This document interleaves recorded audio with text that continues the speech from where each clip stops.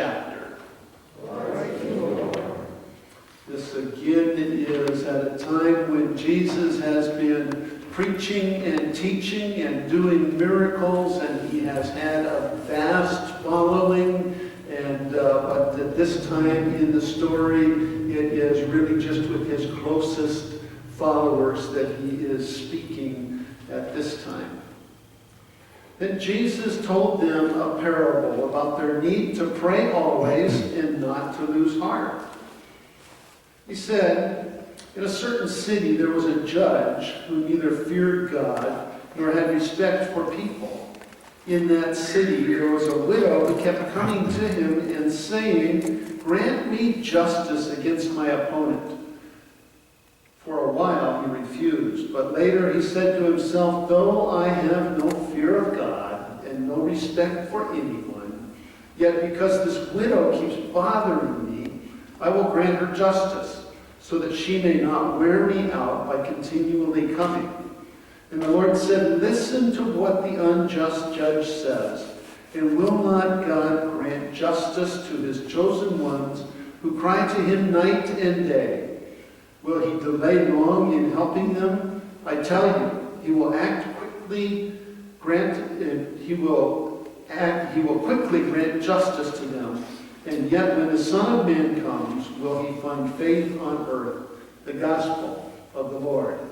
Praise to you, Lord. I invite you to be seated. Not many times in the Jesus story where he is getting ready to give one of his parables are we told right from the front what the parable is about and what we are to think about it. And this one says right up front that we are to realize that we need to pray always and not to lose heart. Pray always, not to lose heart. It's a story of a widow. Widows in the first century and even today are some of the most vulnerable people in all of society. And this widow has been wronged. And she keeps coming to the judge and coming to the judge and coming to the judge. And the Greek, it says the judge gives her what she wants so that she won't keep bugging him. But in the Greek, it's really more of a sense of he's going to give her what she wants so she doesn't punch him in the nose. And so she keeps coming at him as if she is ready to punch him in the nose and give him a black eye. We're told to pray always and not to lose heart. And that if even the unjust judge, the one who says, even though I have no fear of God and I respect no one, he knows that about himself.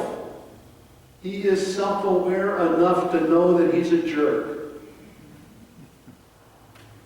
And that he does what he wants to do and just keeps right on doing it and doesn't care much about what people think of him. He's got his position and his money and he's doing just fine. But because she keeps coming at him and is persistent, he gives her what she wants. So one of the greatest things that we can get from this parable and from several others, from Old Testament stories on through Jesus' parables, is that it's okay to beg God for what it is that we need. It's okay to keep after God for the things that God has promised us. It is okay to persevere in prayer and to be persistent. It is okay to beg. It is okay to threaten to punch God in the nose.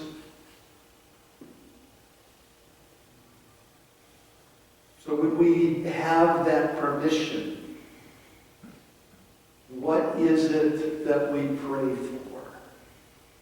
What is it that you have been persistent in your prayers for and maybe haven't heard a complete answer yet for? What do you pray for when you're praying persistently? For the children, for our own children, for all children to be good, to learn the ways of life and to grow up to be good citizens of our world, right? What else do we persistently pray for? Health. I heard a couple of healths. I sure pray persistently for my headache to go away, and I've been praying. It's past its 11th. It had its 11th birthday a month ago, my headache did. And you can bet I prayed persistently for it, and I just keep praying persistently for it, and I crave your prayers for that. What else do we persistently pray for? Forgiveness. That we love each other. Forgiveness. And what else? That we love one another. That we love one another. I said on my list that along with that love one another, as I pray for peace in this world. People have been praying for peace in this world for thousands of years, right? And it hasn't happened yet. And yet God says, be persistent. Keep praying for it. God knows what we want, but God still wants to hear us to keep praying and keep praying and keep praying. Are there other things still that you persistently pray for? That's my hope, is that you and I persistently pray for this church and what is going on in this church and what the future of this church might look like, that you might pray persistently as we look around. This is one of the least attended Sundays we've had in a long time. And if I could put a finger on why, I'd be a genius. And if I could put a finger on how to get 10 young couples with 3 kids each to start coming, I'd be an even better genius. But God says, keep praying. Keep at it. To pray for this church.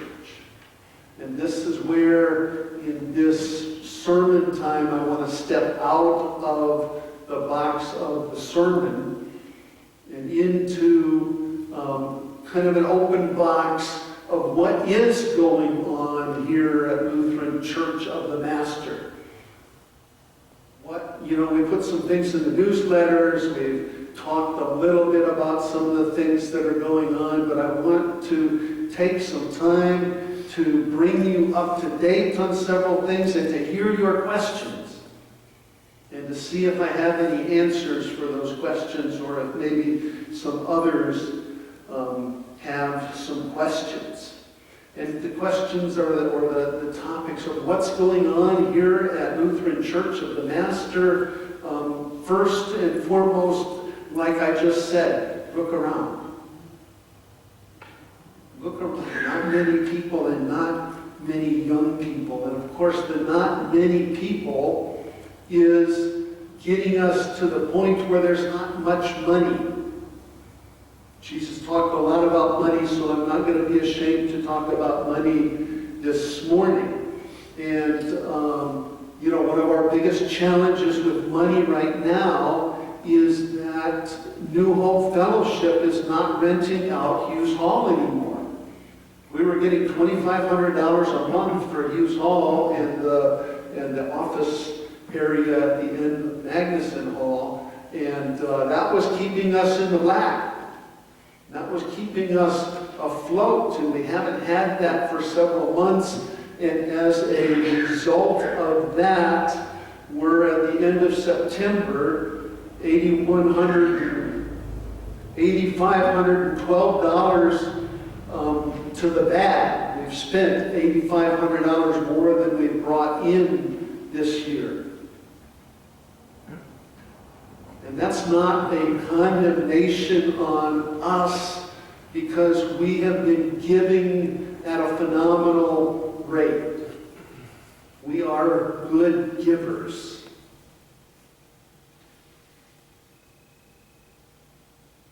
We still have some money in the bank, but not a lot.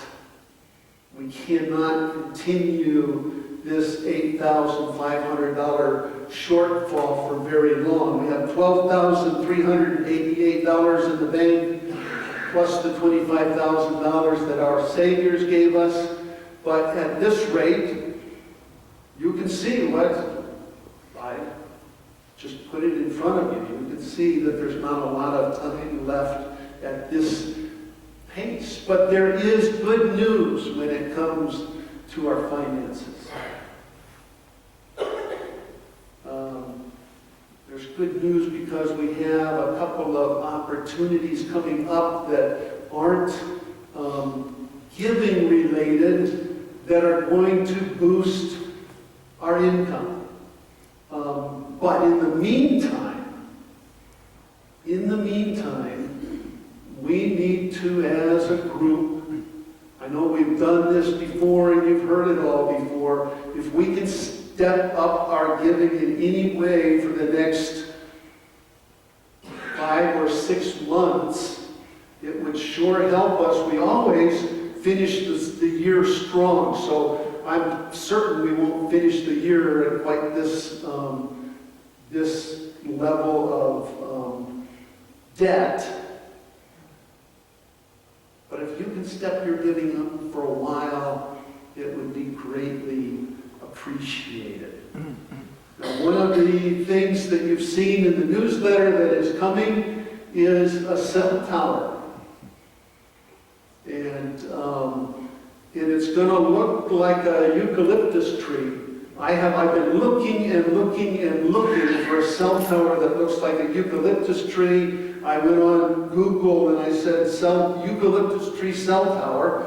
And you can see from the picture it looks a lot better than those dumb pine trees or palm trees. The city won't let us just put up an ugly tower with the cell things around it. They say it has to look like a tree or something. So ours is going to look like a eucalyptus tree. And it's going to be out straight back behind Hughes Hall in the open desert area out there right behind the trash can. So that's where the new AT&T cell tower is going to be. So if you're an AT&T customer, you'll have great reception during worship. If I get a little long-winded and you want to look something up on Google, you'll have great reception if you have AT&T. So that is going to bring in $1,800 a month. Just plain free money for an area that, we were probably never ever going to use, or certainly not use in the next few years anyway. We have now I'm confused whether it's a 3-year or a 5-year lease that automatically renews every 3 or 5 years with an increase in the income from it every 3 or 5 years. So that's the first thing that's coming. And you've heard about it. I put it in the newsletter, but this is the first time you've seen a picture of what it might be, or the first time you've had a chance to ask any questions about it. Does anybody have any questions about the cell tower? When will it be put into place? They told us that it takes about 6 to 8 months to get the permits and everything through the city of Lancaster. That's their history so far with Lancaster. And they started that process about 3 months ago. So it's 3 to 6 months now before we start getting the income from it.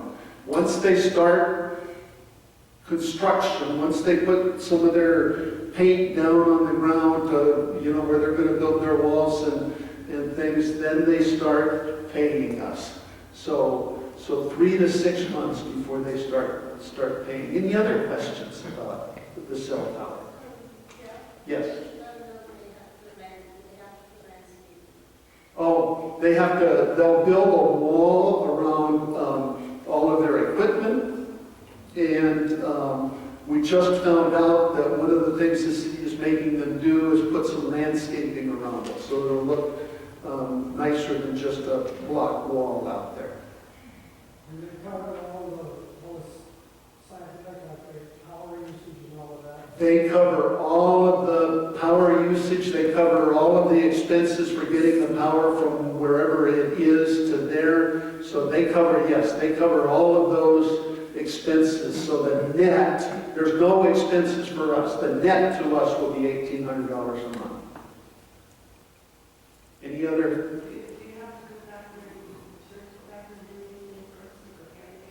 We don't have to do anything. Yeah. They'll bring in a tractor and make sure it's all level. It's already in pretty good, level shape back there, so they shouldn't have to do too much work there. So that's a good thing. That's coming relatively soon. And the second thing, remember I said that New Life is no longer worshiping and doing Bible studies and meetings and things in Hughes Hall. We have contracted with a local commercial real estate, commercial and retail real estate agent named Chuck Hoy. You may see his signs around town. But he has found us a tenant for that building, and it's going to be a daycare. We have a letter of intent from them. We have all of their, most of their financial records that show that they're able to afford to rent this building as a daycare center. And remember, I said we were getting $2,500 a month for the worship space. Well, one of the things of having a professional real estate agent rent it is, no, he says, you should be getting $1 per square foot. That's a 3,200 square foot building, so that's what we asked, and that's what they have agreed to. So we're going to get not $2,500 a month, but $3,200 a month for that building. So that is some good news. Say that again? Okay, I'm going to get to that. So there's some challenges left with this daycare center. And the first challenge is, do we need to put in fire sprinklers back there, or do we need to put a fire alarm back there? And it was our thought, from what we heard from the city originally, was that we would need to put in a fire sprinkler system. And now in my head, not being a contractor or a engineer or anything, I'm thinking, it can't cost more than $12,000 to put sprinklers back there. Well, Ryan Duke, who is an engineer and an architect and has done some of these kind of projects, says no, it would cost $50,000 to $60,000 to put in fire sprinklers. So the church council on Thursday night, we had quite a discussion about how we might be able to afford to put fire sprinklers in there, and if we amortized it out over the 5-year lease. By the way, they're signing a 5-year lease on this daycare center, and certainly they're hoping to keep it going for a long time. But we thought as a council, we came up with some sources for money, but we would need to out of the income that we would get from the daycare center, pay off the sprinkler system. Well, guess what? We found out, and Ryan is double checking it next week with the city, but the last 2 daycare centers that have been done in the city don't have fire sprinklers. They have a special fire alarm. And the other good news about that is that it's going to be a tenant improvement type project, so we don't have to pay for it. The daycare center pays for it. So,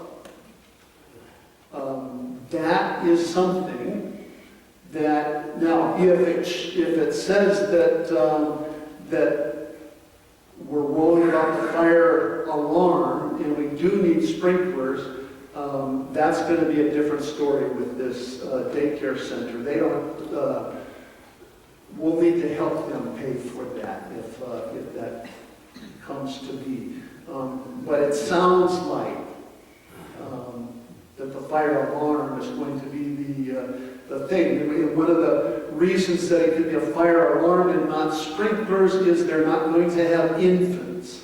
If in their daycare they had infants that were immobile, then we would definitely need the fire sprinklers. But because they're not having infants, we think we can get along without the sprinklers and just the fire alarm.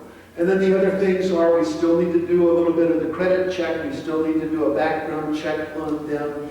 And they need to get, I didn't type it in there this morning, they need to get a conditional use permit through the city. And Gail, your next question of how long that takes is historically here very recently, it takes about 4 months to get a conditional use permit through the city.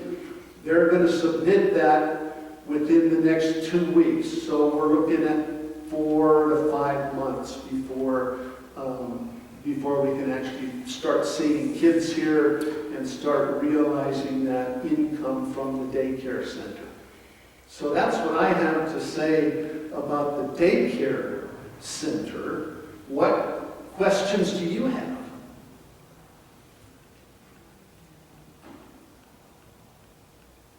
What thoughts do you have? Does this sound like a good use of that building? I think so. I think it will be great to have people here every day, and little kids, they're going to build a small playground out there so the kids can go outside and play. So I'm excited to hear through my back window or my door when I leave my door open in my office to hear the kids here every day. I'm excited about it, and to find ways that I might interact with them on a regular basis. So I'm looking forward to that. Where did all the people go that went to the church? Okay. Paul's question was the church that closed, New Hope Fellowship. Oh, the Lutheran church that closed. Where did they all go? I don't know. I think they went, some of them went to Homedale. Some of them have gone to the Episcopal church. That was my hope too. And I still haven't given up hope. I think there are some that are, just taking their time. It's you can imagine that if we were to close our church, and you have been going here for most of your adult life, that it might take you some time just to mourn the closing and to find a new place to worship. So I'm still hopeful. That's something that we should pray persistently, that some of the folks from our Savior's Lancaster might join us in our mission and ministry here. So, Now, if those two things do come to fruition, and they look really good right now, we're going to have not a zero-sum budget, but we're going to have extra money. And my question to you is, what should we do with that extra money? What are things that we might do if we have 1,000, 1,500? Better wait till you get it before you worry. I think we better wait till we get it before we worry about it. I love you. But let's think about some of those things that we ought to be persistent in prayer about. And so what might, let's dream just a little bit. There's a lot of infrastructure things around the church that really need to be done. Parking lots need new lines, in some cases, the asphalt's not too good in some places, things like that. A lot of deferred maintenance is what we call it. Ryan Duke and I were talking that we could probably put a couple $100,000 into this place to get it up to snuff. But let's face it, you know, we're not going to have a couple $100,000, but we may have money to resurface the parking lot out here, to finish the roof over the patio, to paint and put new carpet in here, some of those kind of things that we might be able to do.